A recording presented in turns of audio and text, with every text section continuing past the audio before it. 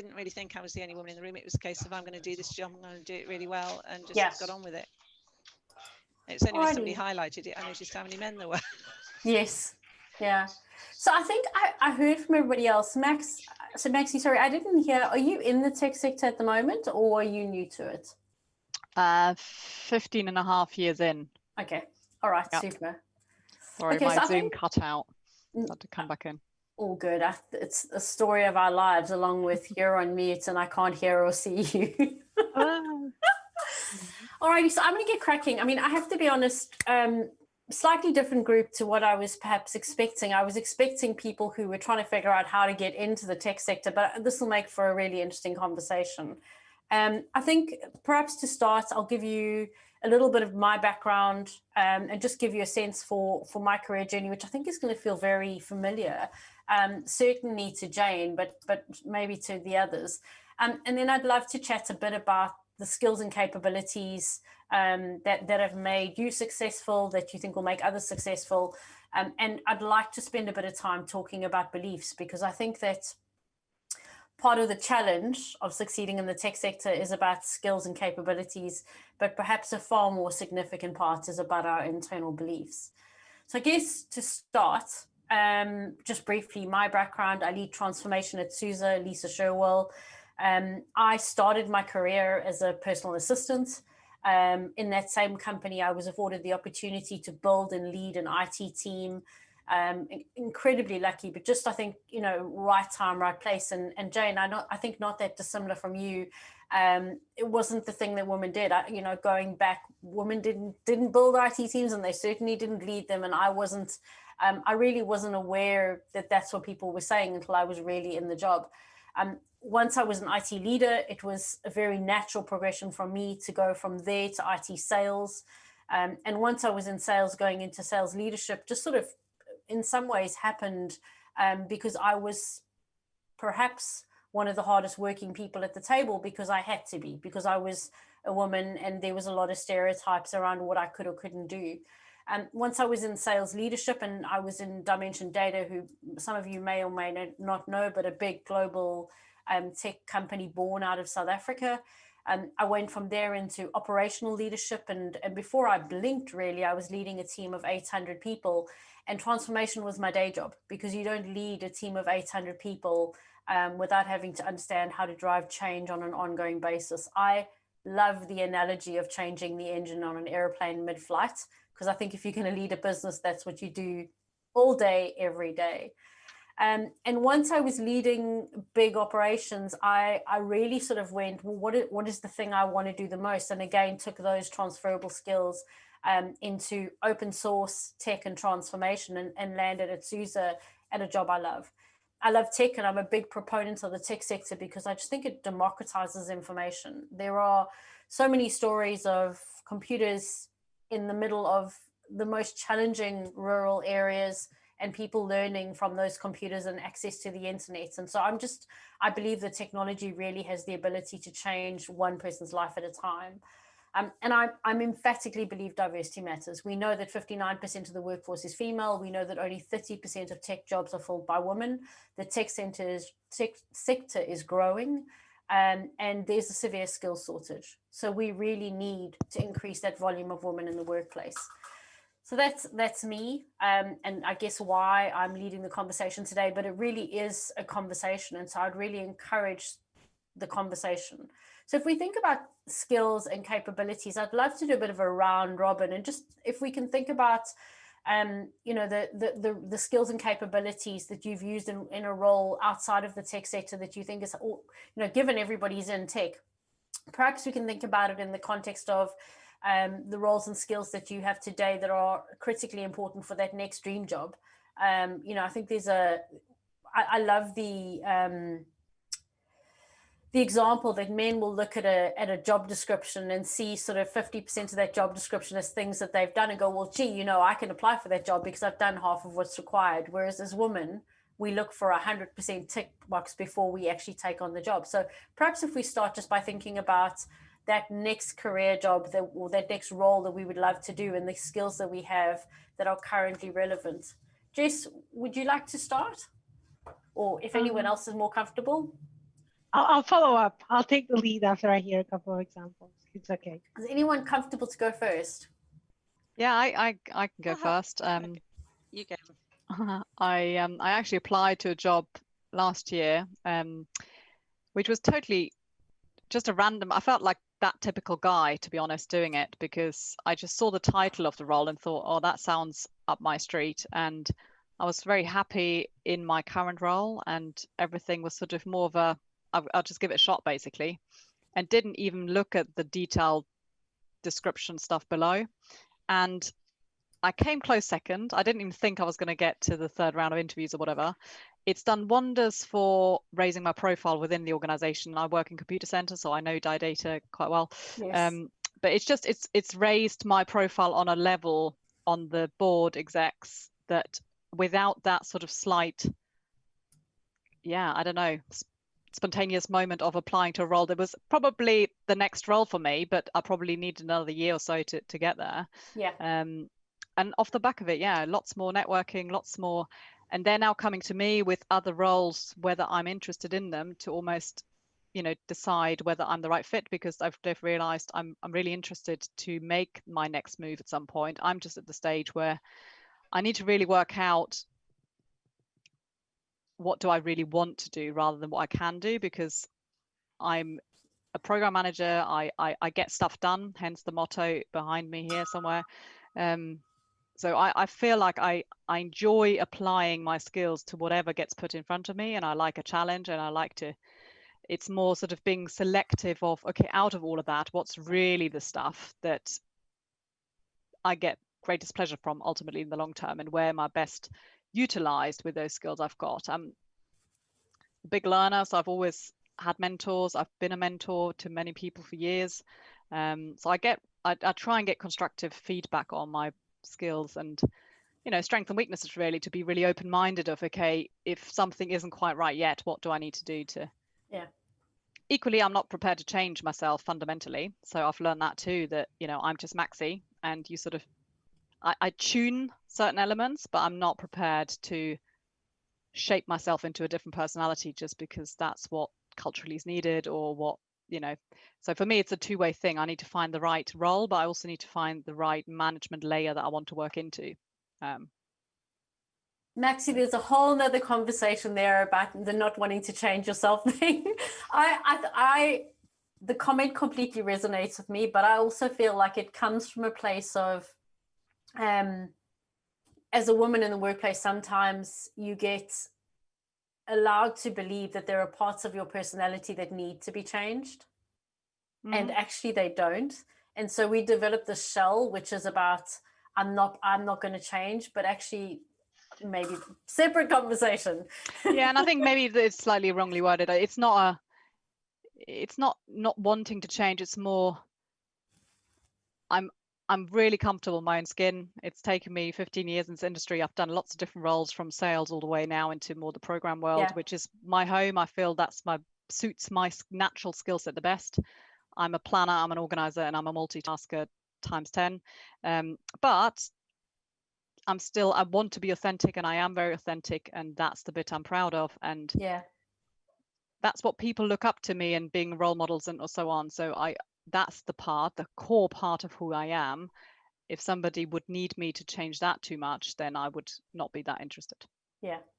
Brilliant. Thank you. I think that's such a great example of really putting yourself out there and the positive impact. Anybody else? I was just going to say the couple of things Max said that really resonated with me, particularly around I spotted that job and it was mine. My background's really, really varied. So talking about transferable skills, that really, really works. So I originally did a law degree simply because I went to an all-girls school, and I was originally going to go and do a French degree, and happened to go to an open day and walked in on the law talk, and it just sounded interesting, nothing more than that. And I mentioned it at school, and they said, oh, girls don't do law. At which point I rolled my sleeves up and thought, well, that's the degree I'm going to do then, which is not, as I say, not the best reason to do the degree, but I wanted to prove them wrong. And I did get the degree. I did the bar exams as well. but then decided, you know, this is the end of the line. I didn't want to practice. Ironically, I've ended up at the Law Society as the IT director, but that's another story. I've done a full circuit in my career. But I joined Barclays Bank, and in that they gave me a whole range of different careers to do. So I was doing things in lending, in branches, leading teams, doing some training. I did marketing, projects, and ended up as an operational architect, working alongside a lot of technical architects and so on, but never thought for a minute if you said to me at school or anywhere along my career up to this point, you'll end up as an IT director, I'd be going, yeah, right, that's never going to happen. I took redundancy at Barclays. I had the opportunity after 20 odd years, which was, trust me, worth having at the time. And I didn't know what I wanted to do. And I was told by my outplacement consultant, just look at job adverts. Don't look at the title, just look at the content, see what appeals to you, and we'll see where we go from there. And this one advert, like Max's, just stood there, and I read the content, and I thought, that's my job, no one else should have it. And it seemed to be more around knowledge management and using some of the operational architecture skills. And when I walked through the door, they gave me IT as well to run. Another opportunity, let's give it a go. This is a girl who never said anything in class at school. I was a real mouse at school. Somehow, I don't know how, I just decided I was going to take these things on. And I think for me, the transferable skills were multiple. So operational architecture and technical architecture have a lot of common components. It's just different things behind the scenes, but the principles, the frameworks, the way you do things is very similar. So I transformed the team, I transformed how they worked, but I brought into play stakeholder management, relationship management, partnering with the business, and working as a team. There was a very old-fashioned, sleepy IT team that fixed the laptops, walked around with the spanner. It's like exaggeration, but you get my drift. When I left, it was heading into the cloud. It was partnering with the business. It was a modern structure. The development team wasn't locked in a dark room like the IT crowd. It was in an open plan office. People would go and talk to them. I actually got headhunted, which is why I left there, because I'd done something right for those years. And then did some contracting to use the mix of skills, but then got headhunted again to my current role, which was a massive transformation of all things IT, including setting up a brand new IT function. I was the IT team when I walked in. So, no pressure, but, it's been really sense of achievement coming out of that. But the key thing is about the skills I've developed over time and don't really think about now. And I think women in IT bring a huge benefit, because one of the things, it's all about people at the end of the day. Whatever you do, it's all about people, whether it's your work colleagues or the people you're working for, the executives, the clients, whatever it is, it's all about people and understanding how to build those relationships. And so many transferable skills, even in day-to-day life. You're organizing your private life. If you can organize that, in many cases, you can organize anything. Mine, that's for sure. I've been asked to do mentoring as a result of that. People will come to me to bounce ideas off. And the word that I like most that people have said to me recently is the integrity that I bring, and the gravitas that I bring. And I think that hasn't come cheaply. It's not been a stress-free career path at all, but just drawing on, as Max said, what's me? But me evolving as me, not because somebody's told me to evolve in a particular way. And transferring all those skills, I think, is really crucial. So I hope that's the kind of thing you were looking for in that. Absolutely. And Jane, I think one of the things that really resonates with me is that I think we all interview candidates, and you interview candidates for their skills, but their success or failure in the job is about those capabilities. And I think so often women, and not to be negative about men, but so often women just come in with more stronger interpersonal skills. They're better communicators and they're more organized. And so I think they underestimate the power of those kind of added benefits on top of their skills. I agree. Yeah, absolutely. Yeah. Sally Ann, any thoughts? Get myself unmuted. So I think I don't really know where I'm going with my role. So I've been at I've been with the same company since I graduated for 6 years now, and started as a in a kind of support testing role, and then moved into development, became a manager in that team, and then moved into product ownership in a different team, and now taken a manager role and product owner role.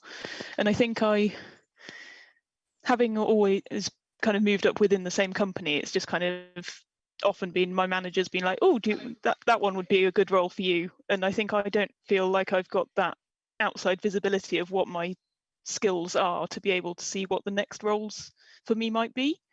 And so I guess I kind of came to this hoping that discussing the transferable skills, I might get a better idea as to what I can provide and what I have that can go elsewhere as well. Yeah. So to give you some confidence to poll, did anybody have a grand plan, or did the first 6 years of their career look like that?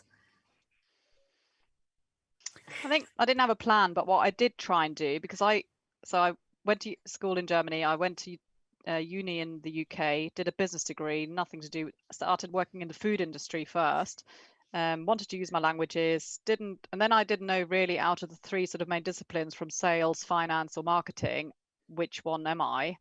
Never heard of IT really, and started with the marketing thing, realized that's not really me. I love creativity, but not to that nth degree. Yeah. And wasn't passionate enough about it, I think is the best way to put it. And then I tried, and I fell into a sales role in IT, and it was partially the push myself out the comfort zone a little bit, partially it's good money. It's back down south in the UK because that other job was up near York. And so I did that. And then again, I did sales, realized some of these bits within that, what I need to learn, I really enjoy, like the customer facing side. Other stuff I didn't enjoy so much, like the constant pressure to the nth degree every month and quarter and whatever. So I then decided I'm just gonna, I don't know what the right English saying is, but basically add more layers to my skill set and experience. So I deliberately tried to apply or be aware of opportunities outside my comfort zone for the next role. So I jumped across on purpose when I was ready to demonstrate that I'm ready to do so. And so I feel like it's rounded me and in how I do stuff, because I have I can put a different lens on, even though it's all IT, but I've worked in 4 organizations, and I've deliberately, every move I've made, there was a reason why I made it. And it wasn't that I fell out with anybody, or sometimes it was a little bit salary driven, but it was more also to have a clean sheet of paper, start learning something new in that organization. And every time it allowed me to have a bit of a reality check, for example, on my personal life, because at the beginning, the first 10 years was workaholic. It's the right thing to be in the office 7 o'clock and 12 hours straight, if not longer. When I then changed organizations, it became a lot easier changing that expectation, because they didn't know how Maxi worked, so I could start again. And when I then had children, and now I work part-time, I find it can be a fresh start. And I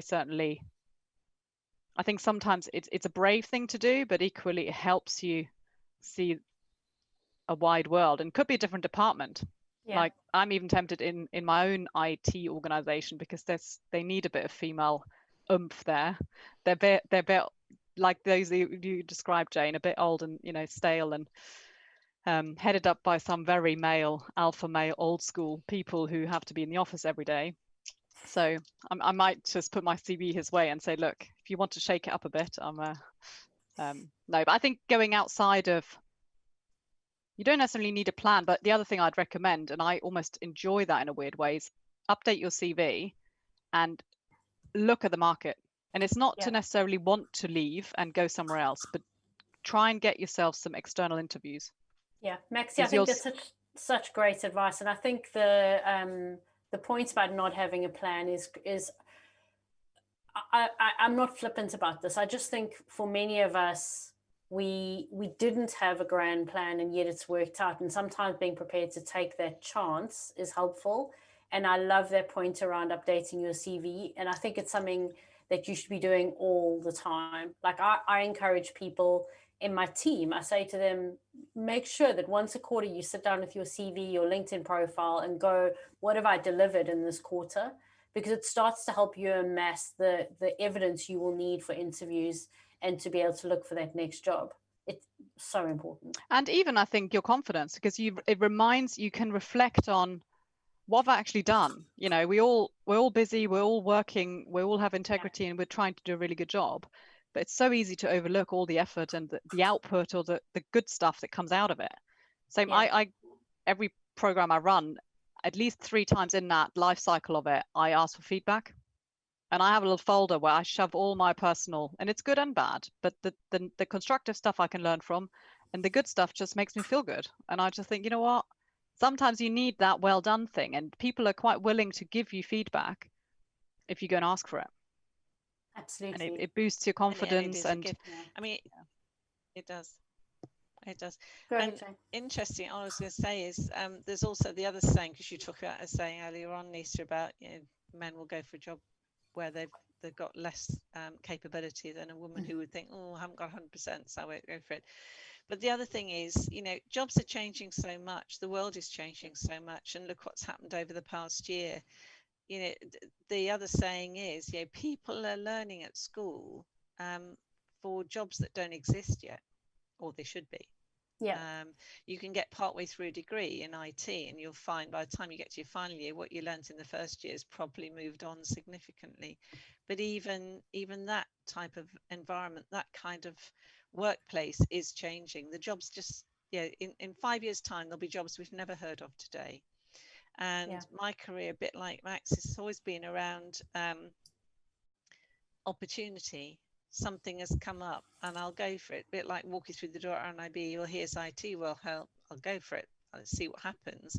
15 years later, yeah, this is where I am, being headhunted into roles that, again, 20 years ago, I'd have thought, yeah, right, that's never going to happen. But I'd certainly recommend that. I think that the one other comment I'd add is that I suspect in your current role, there were many times when managers said to you, try this, where you thought, well, maybe I don't know if I can. And equally, there's probably lots of things that you manage which you couldn't do the job of. And I think whenever you're considering a career change, being able to look at that role and separate the things that you need to be an expert on versus the things that you can learn in the role from the things that you will hire somebody else to do is really important. It's always really sort of given me comfort to be able to look at a role and go, okay, that thing there, I can't survive without knowing, but I can learn it in the first 6 months. Whereas that thing over there, I'm never going to learn it. I'm going to hire somebody who's going to do it, because it does kind of debunk the job a bit. I don't know if anyone else resonates with that. I need to know enough, but I recruit the people with the skills to do the job. Otherwise, I'd be doing their job. I'd be getting their pay for doing what they do. Is it called spiky leadership or something, where you quite deliberately, you know, you know what you're good at, and then you deliberately allow others also, you know, you're empowering that team that have the expertise in those areas that you don't. And you become, as a whole, you become more powerful that way anyway, I believe, rather than if everyone tries to do everything. It's about the team as well. That's the thing. It's not about me or I, it's the team.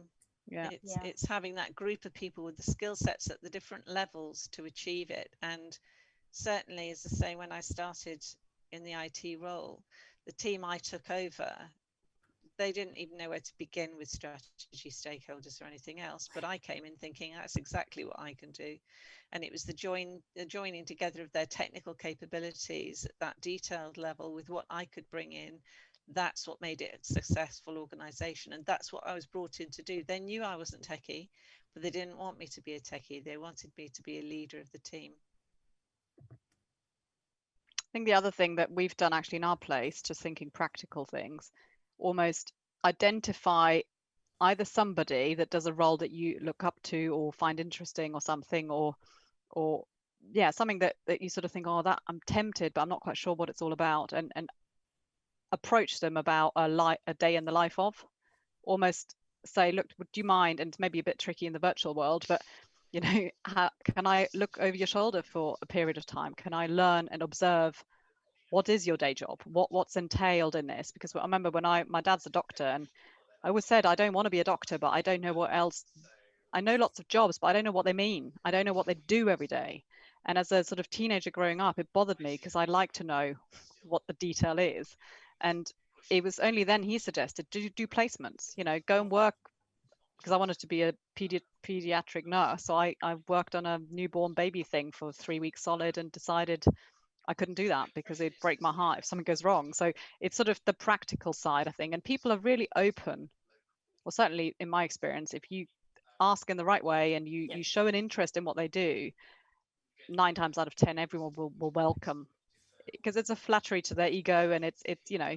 So I think that would be something else like you could do if you have an area that might interest you, but just to test out a little bit.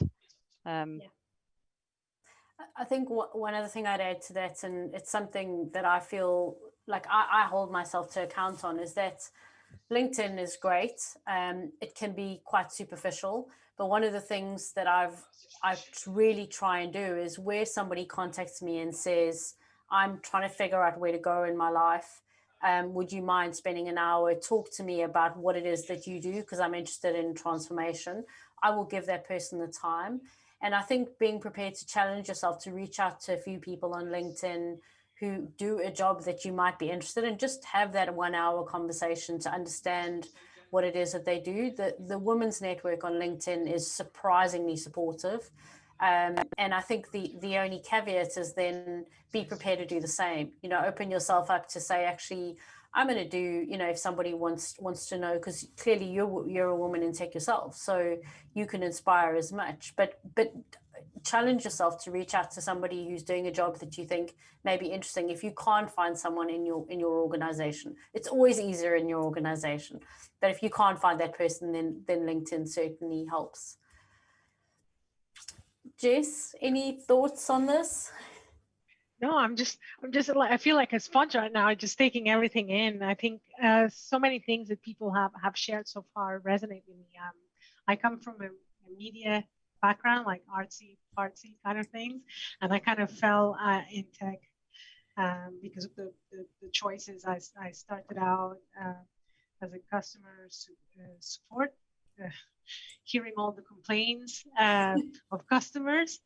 And with a company that was a startup, and the development and support team were based in India. So there was a little bit of the language barrier and the time zone, but it did give good background to understand which were the pain points on both sides, be it for the developers or for the customers. Yeah. That when I started being given projects to coordinate, I had already those flags of, you know, watch out for this. They need to know this. So ask the customer that, or that customer keeps raising this support ticket about this. Make sure that, and I think then the progression into, because I'm a project manager at Beyond Trust, the progression was kind of organic. It was just, okay, the next step and the next step. And I've just jumped within the industry from insurance, software for financial services. Now it's privilege access management, things like that.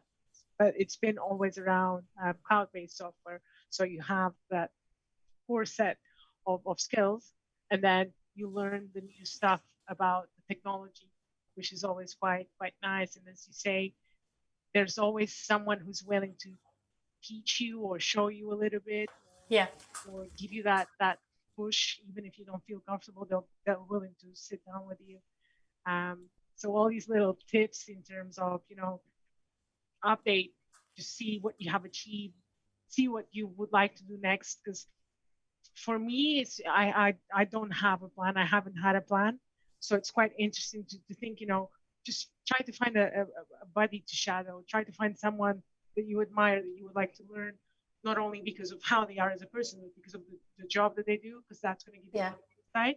So that's definitely something I'm here just writing all my notes, taking into consideration. Yeah, awesome. I think one of the, if I look back to one of the things that Maxi said, for me, one of the things that really differentiates a candidate is their passion.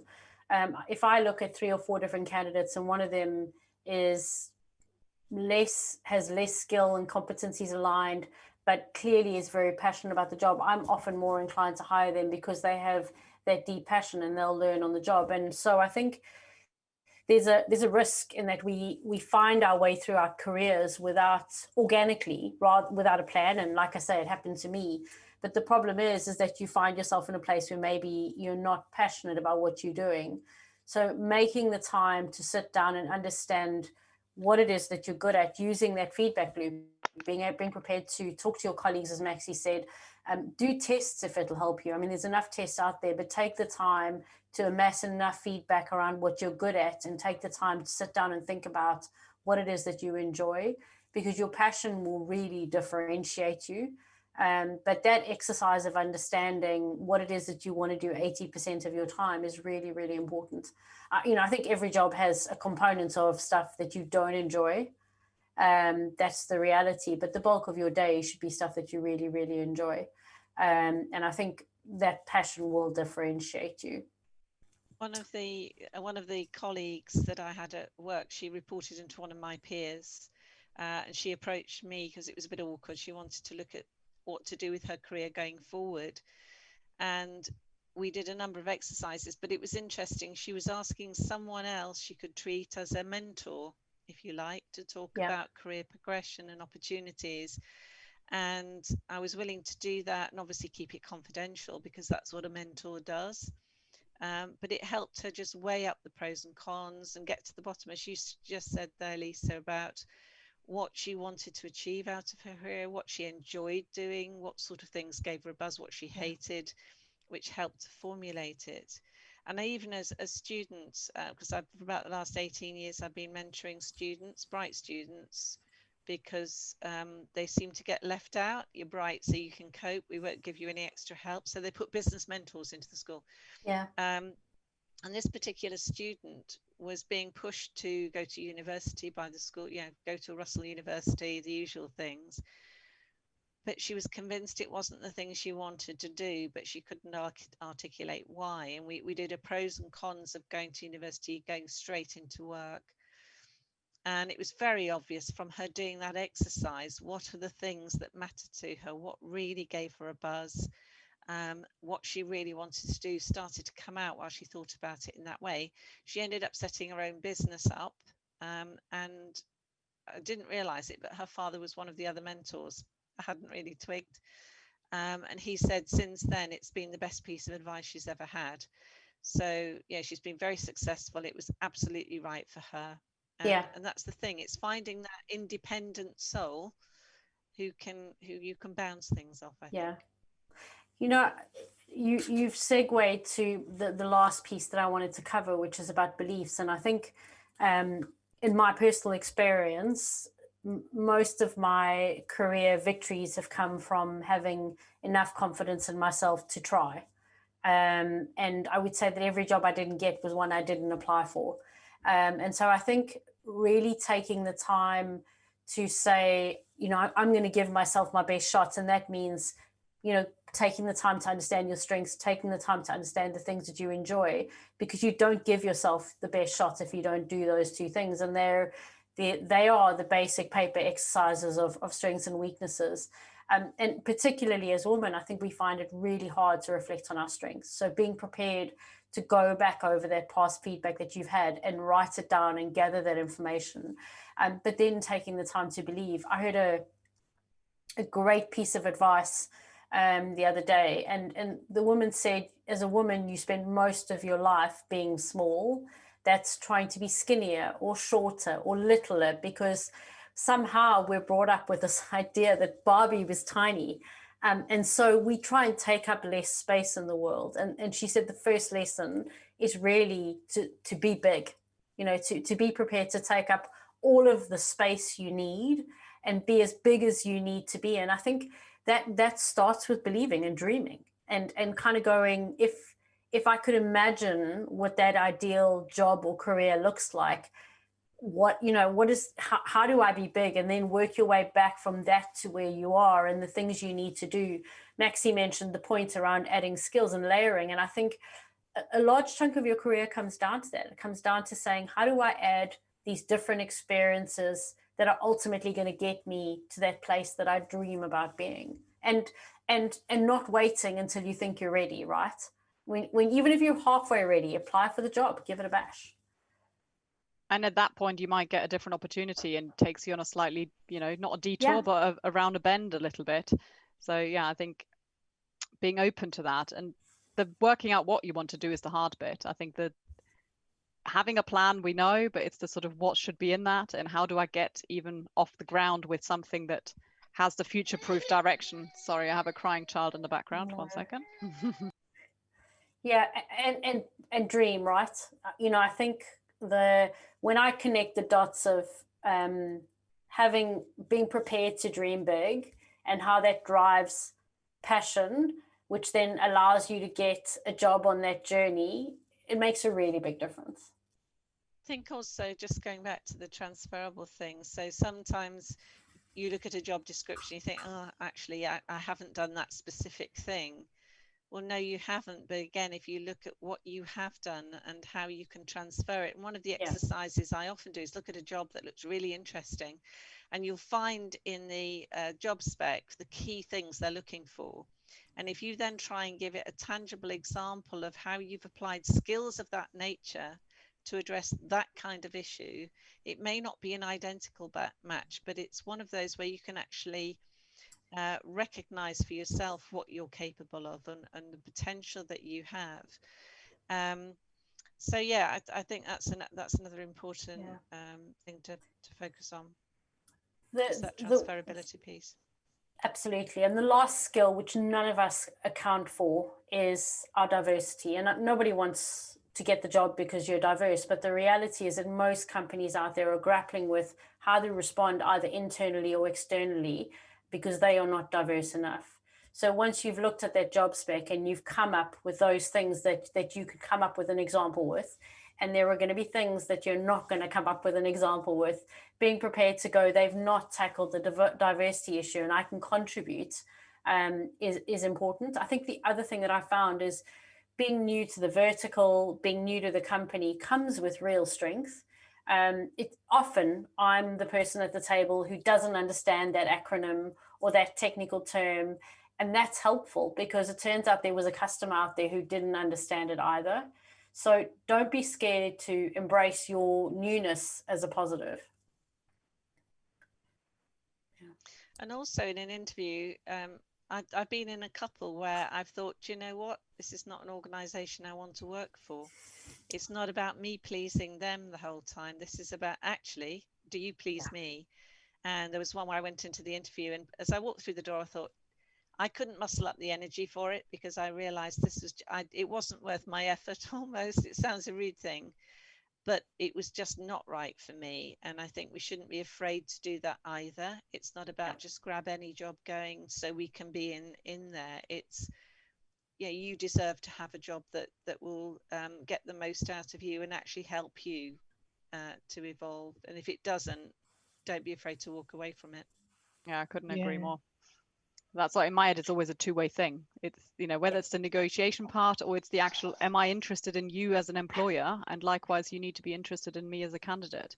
But the two have to find common ground. If not, it's either a really short-term solution or, probably not going to lead to long-term success or happiness there.